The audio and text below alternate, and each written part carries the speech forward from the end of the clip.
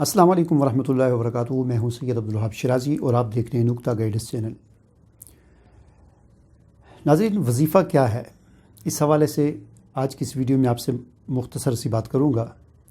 लोगों के जहन में वजीफ़े के मुताल्लिक़ ये तसव्वुर कायम हो चुका है कि वजीफ़ा शायद कोई ऐसा बटन है जिसे दबाया जाए तो फ़ौरन काम हो जाता है।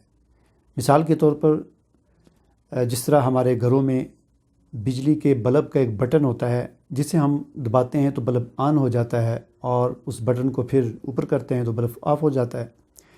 तो शायद इसी किस्म का तसव्वुर लोगों के जहन में वजीफ़े के मुताल्लिक़ भी है कि मुख्तलिफ़ कामों को करने के लिए मुख्तलिफ़ वजीफ़े होते हैं और उस वजीफ़े को ख़ास मिक़दार में ख़ास तरीक़े से और किसी की इजाज़त लेकर, किसी आमिल की, किसी पीर की इजाज़त लेकर और वो इजाज़त दे तो फिर उस तरीके से उस वजीफ़े को किया जाए, पढ़ा जाए तो वो काम फ़ौरन हो जाता है। ये तसव्वुर बिल्कुल गलत तसव्वुर है। इस्लाम ने हमें इस किस्म के तसव्वुरात नहीं दिए। वजीफ़ा दरअसल एक दुआ होती है, एक रिक्वेस्ट होती है जो हम अल्लाह ताला से करते हैं और कुछ पढ़ कर करते हैं। यही वजह है कि हमें कुरान मजीद में हज़रात अंबिया अलैहिमुस्सलातु वस्सलाम की दुआएं मिलती हैं। हज़रत आदम अलैहिस्सलाम पर जब मुश्किल वक्त आया तो उन्होंने क्या दुआ मांगी? रब्बना ज़लमना अनफुसना व इल्लम तग़फ़िर लना व तरहमना लनकूनन्न मिनल ख़ासिरीन। एक अरसे तक इस दुआ को पढ़ते रहे। ये अपना वजीफ़ा उन्होंने इसको बना लिया और फिर अल्लाह ताला ने उनकी इस दुआ को कबूल किया। हज़रत नूह अलैहिस्सलाम की दुआ, हज़रत अय्यूब अलैहिस्सलाम की दुआ, हज़रत इब्राहीम अलैहिस्सलाम की दुआ, हज़रत यूनुस अलैहिस्सलाम की दुआ कि जब उन पर मुश्किल वक्त आया, मछली के पेट में वो चले गए तो वहाँ पर वो आयत करीमा जो मशहूर है, ला इलाहा इल्ला अंत सुबहानका इन्नी कुन्तु मिनज़ ज़ालिमीन, इसका विर्द करते रहे। इसको उन्होंने अपना वजीफ़ा बना लिया और फिर यानी ये कोई ऐसी चीज़ नहीं है, वो तसव्वुर नहीं है कि जो हम लोगों ने अपने जहनों में कायम कर दिया है। वजीफ़ा एक रिक्वेस्ट होती है, एक दुआ होती है जो हम अल्लाह ताला से करते हैं, अल्लाह से मांगते हैं और बार बार मांगते हैं। और फिर एक वक्त आता है अल्लाह ताला हमारी इस दुआ को बैन ही उसी तरह कबूल फरमा लेते हैं जिस तरह हमने मांगा होता है, या अल्लाह ताला उसको किसी और सूरत में कबूल फरमा लेते हैं, जिस तरह के हदीस में दुआ की कबूलियत की 3 शक्लें आई हैं। तो अर्ज़ करने का मकसद ये है कि ये जो तसव्वुर हमने कायम कर दिया इसको हमें अपने जहन से निकालना होगा। वजीफ़ा कोई बटन नहीं होता बल्कि ये एक दुआ होती है और यही वजह है कि हुज़ूर नबी करीम सल्लल्लाहु अलैहि वसल्लम ने हमें हर मौका महल की दुआएं सिखलाई हैं कि फ़लाँ काम करते वक्त ये दुआ पढ़ें, फ़लाँ काम करते वक्त ये दुआ पढ़ें, सोते वक्त ये, उठते वक्त ये, बाथरूम में जाते वक्त ये, चाँद को देखें तो ये, कपड़े पहनते वक्त ये दुआ पढ़ें। हर मौका महल की दुआएं हुज़ूर नबी करीम सल्लल्लाहु अलैहि वसल्लम ने अपनी उम्मत को तालीम की हैं। लिहाजा हम पर अगर कोई मुश्किल वक्त आ जाए, हमारा कोई कारोबारी मसला हो, हमारा बिज़नेस का मसला हो, हमारा कोई घरेलू मसला हो, शादी का मसला हो, कोई परेशानी हो, मुश्किल हो, किसी किस्म का कोई मसला हो तो हम अल्लाह ताला से दुआ मांगे।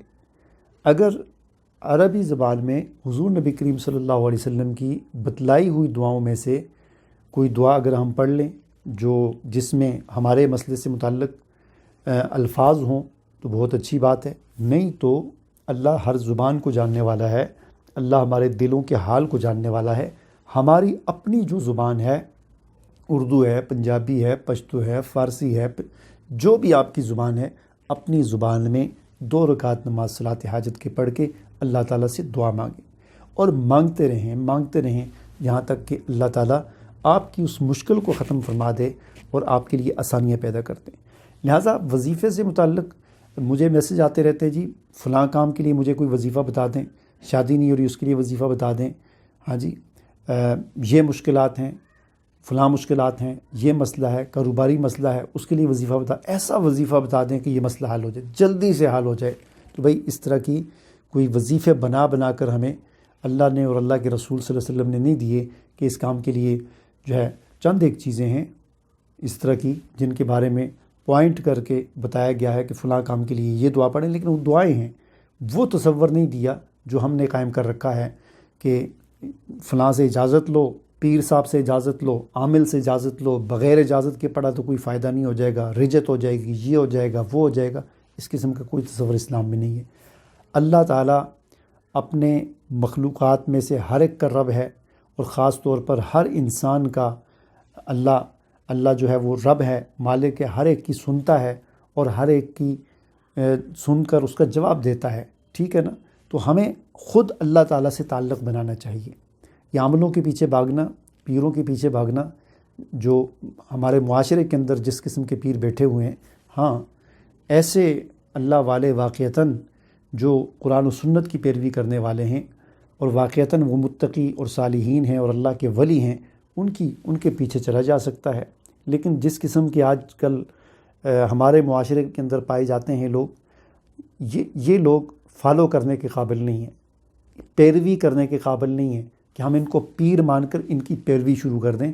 نہیں، پیروی جو ہے وہ اللہ کے رسول صلی اللہ علیہ وسلم کی، صحابہ کرام کی ہے، اور ان کے طریقے پر، ان کے راستے پر جو چلے گا تو اس کی رہنمائی میں، اس کی چھتری تلے یا اس کا دامن پکڑ کے ہم بھی چل سکتے ہیں۔ مجھے امید ہے کہ جو بات میں آپ کو سمجھانا چاہتا تھا وہ آپ کو سمجھ آ گئی ہوگی۔ مجھے اجازت دیجیے، اللہ حافظ۔